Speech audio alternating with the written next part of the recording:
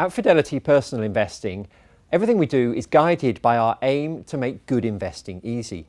And a key part of that is helping our investors to pick the right funds for their portfolios.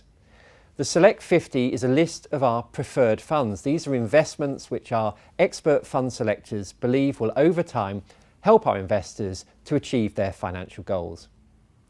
We relaunched the Select 50 in the summer of 2016 after some extensive customer research in which you told us that you wanted a shorter, more concentrated list of investments that we really had faith in. And that's what the Select 50 aims to deliver. So I'm joined now by Eileen Rossum, who leads the team of analysts and fund selectors who put together the Select 50.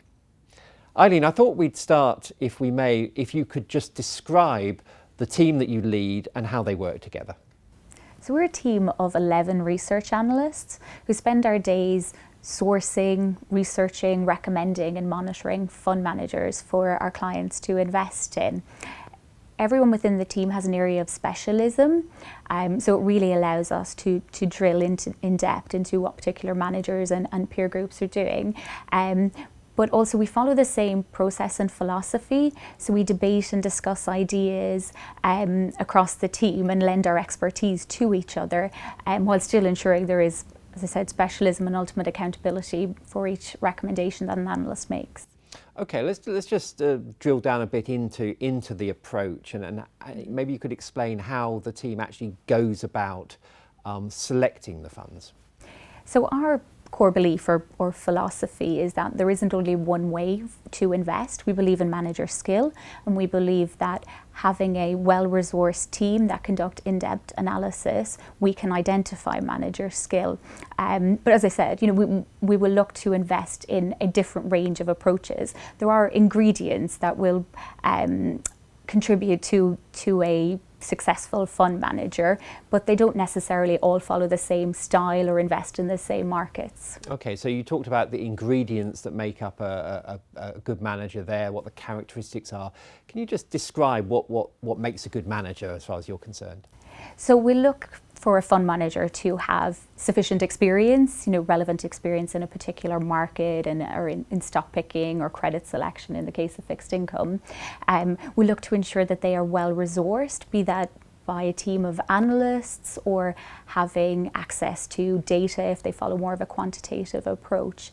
We look for a robust and repeatable process, so we'll help us understand how returns have been generated in the past and to ensure that that can continue to be the case in the future.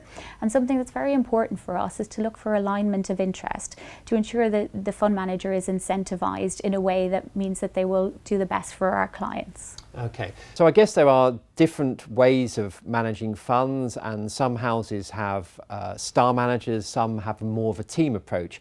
I wonder if you have a preference for either of those approaches. We don't have a preference for one over the other. We invest in both star managers and team-based approaches, but what is very important for us is to have clear accountability. So for a star manager, accountability is very clear. We ultimately know who is the key decision maker and who is responsible for performance.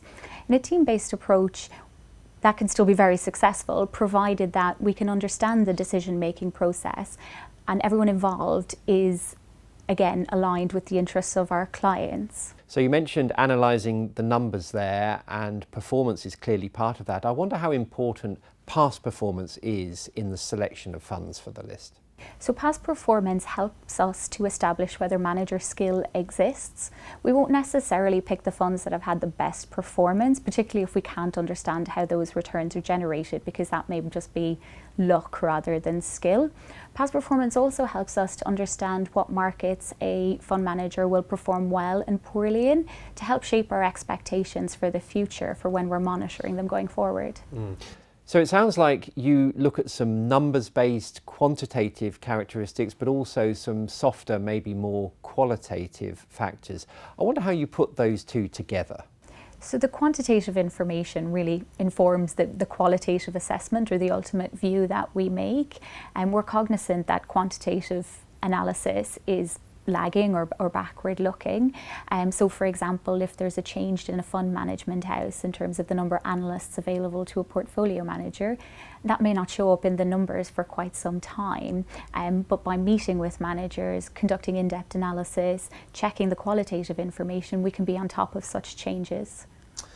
Okay, so when we talk to our investors, we often talk about investment being a medium to long-term enterprise. I just wonder what sort of time horizon you and your team of analysts work to. Sure. So ideally we would be invested with a fund manager for years and potentially decades, but that would be only in situations where the combination of the qualitative and quantitative information that we assessed remains consistent into the future. Typically, it's more of a 3 to 5 year time horizon which we would assess managers over, but we can make decisions on a shorter term basis if a manager isn't performing as expected. And given, as I said, the depth of resources within the team, we feel we can really be on top of managers to ensure that they are delivering as expected.